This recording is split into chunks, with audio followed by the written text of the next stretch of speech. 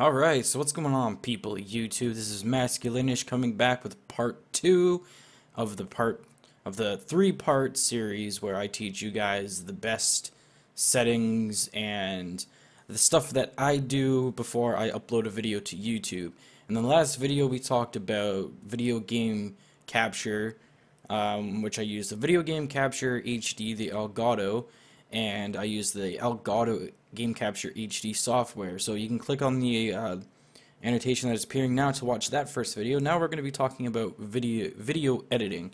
Now I use Vegas Pro 12, and there's multiple ways of getting that. You can either pay for it or take the other road, which is steal it, but pirate it and whatever. But I'm not going to show you how to do that because you can just buy the program, or you can do whatever you want. So anyway, here is Sony Vegas 12, and let's go ahead and put in a clip just so you guys can get some ideas.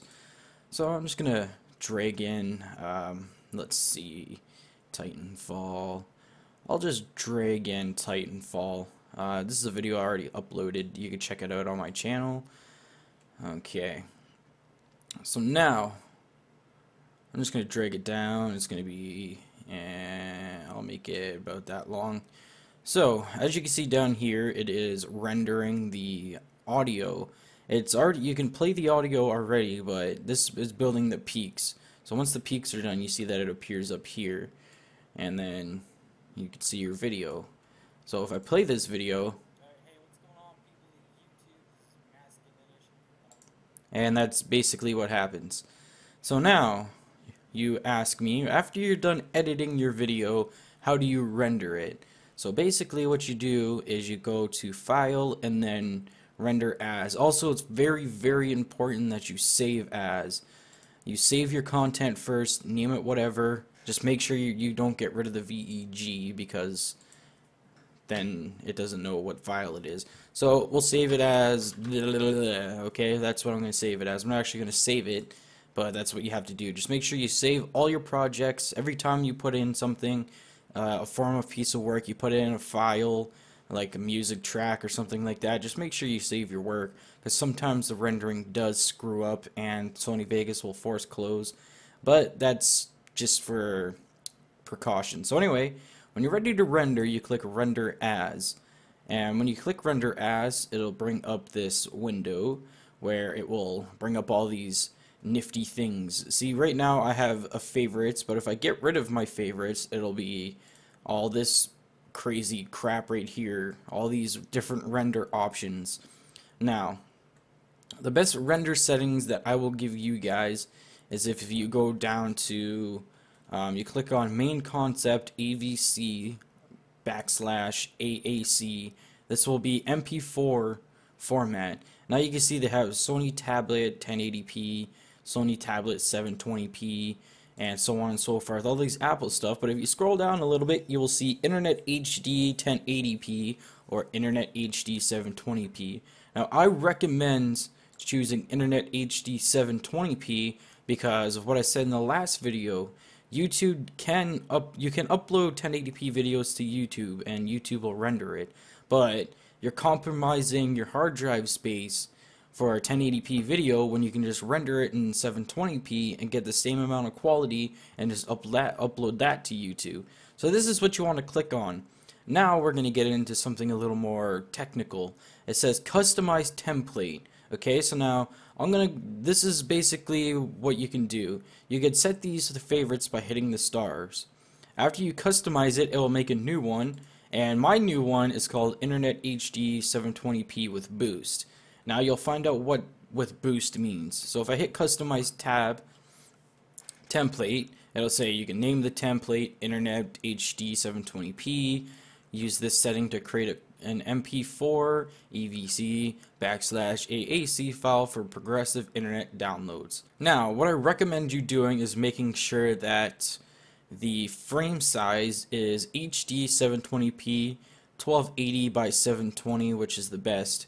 And if this is clicked, allow source adjust frame size. If it's checked, make sure you uncheck that because you don't want that. Now, when you go down to pixel aspect or field order, or sorry, let's go back to this. Frame rate, it's 29.97, which is 30 frames per second. Now you can change this if you want, but I recommend keeping it at the default and making sure that allow source to adjust frame rate is selected, because that's what I've had selected, and it's done wonders for me. Now, so for field orders, you want to make sure this is non-progressive scan. So that's a good thing. So that way it just comes out nice and clean, and there's no scanning done whatsoever. Pixel aspect ratio would be better at 1000. You can change this as well, but just leave it at 1000. Number of reference frames, just use it to 2, because in the next video I'll show you how to upscale your frame rate while compressing. So anyway, all of these things like maximum BPS 6 million, average BPS 8 million, those are my recommended settings. Now, in code mode, I render using CUDA because I have a GPU that offers CUDA. You can also render using CPU only, which is your CPU, your computer processing unit. It's extremely slow, but if your computer doesn't have OpenGL or CUDA, then you would have to render with CPU. It is slower, but still, if you use these 720p settings that I have, you will have no problem whatsoever rendering a 10-minute video in maybe 20 minutes or so like that. But I just recommend making sure that you have these available. Now to do that, you go to System, and it will say Format MP4 file, and it'll say Check GPU. Now if you click on GPU, see, for me it says CUDA is available. If you have OpenGL available, it will say OpenGL is available. And if you don't, then it won't say anything. Now, I also recommend, if you are using a laptop, do not use OpenCL. Do not use it.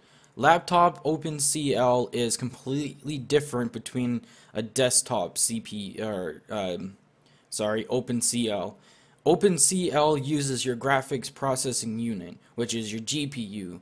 Now, we all know that laptops have a CPU, or a what is it? I can't remember what it's called. They have a GPU that CPU that doubles as a GPU. So you do not want to use your OpenCL because it'll use the graphics processing part of the CPU to render the video. Therefore, basically rendering your computer's full potential, and also pretty much making your videos laggy as shit. Okay? So I would recommend, if you have a laptop, just use your CPU, deal with the render times, and you'll still get the same video quality that you're looking for. But GPU, OpenCL, and CUDA just make your video render faster. Now for audio, 48,000 and bitrate at 192,000. That's the best that I've found so far. And let's go over to systems. I already showed the systems. Project, you can just keep this all the same, and that's basically all you do. So now when you're ready to render, I also recommend using the favorites, because once you're done, it'll pop up your new one. All you gotta do is just click the star button, and it'll pop up right in main concept AVC, and there you go. Internet HD 1080 720p with boost. So when you're ready to render, make sure this render option, render loop region, is unchecked, because if you accidentally make a loop, it'll just render the loop. You just want to make sure you unclick the render loop region only, so that way it renders the whole video. So once you're done rendering that video, you hit render. And of course I have an existing file, so I'm going to rename this file. I'll just call it test. There we go. And now it's going to render. You'll see how fast it'll render on my video. It's like I said, it's going to vary between computer to computer depending on what you have built in. If you have a GPU, graphics processing unit, if you have a laptop, stuff like that. So let's let this render, and I will see you guys in a few seconds. So okay, so now our render is complete. You'll see that it took 2 minutes and 3 seconds to render about a minute of footage, which is normal because of the quality and stuff like that. So now before I show you the finished product, I'm also going to show you a few sort of editing techniques that you can do. Of course, this is the easiest one. If you have, like, if you start recording and when you put it in here and you have this big gap, that's because you're not talking. So basically there's two ways you can get rid of this blind spot. You can either click here and make sure that you have that little weird like 2 arrow thing with the box around the one side, and then you can just drag that over here, or you can put it back and then you can right click and split and then delete. That's the fastest way. Now there's a few things that you can also do if you would like to add a face cam to your videos, and by face cam I mean the reaction cams or whatever if you're playing scary games.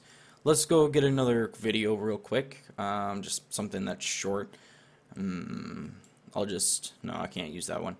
I wish I had some short videos. Maybe I'll just, nope. Let's see.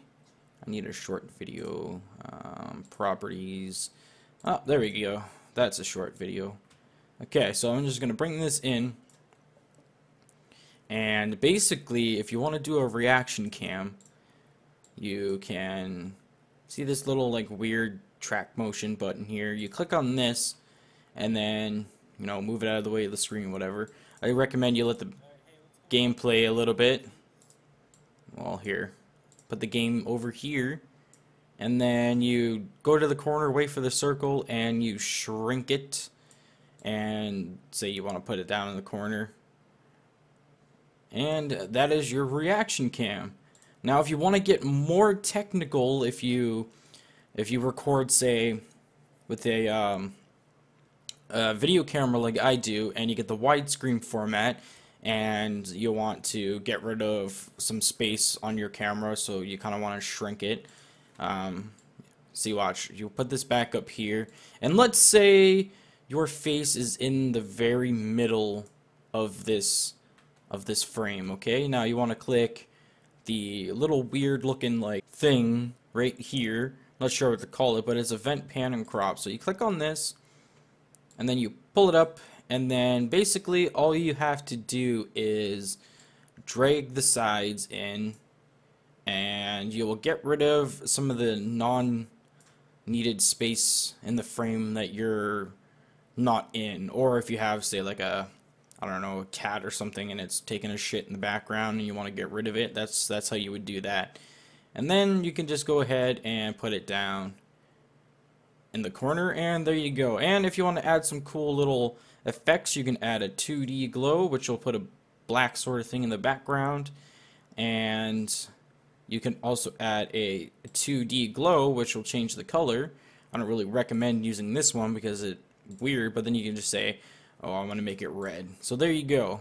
And that's how you do that.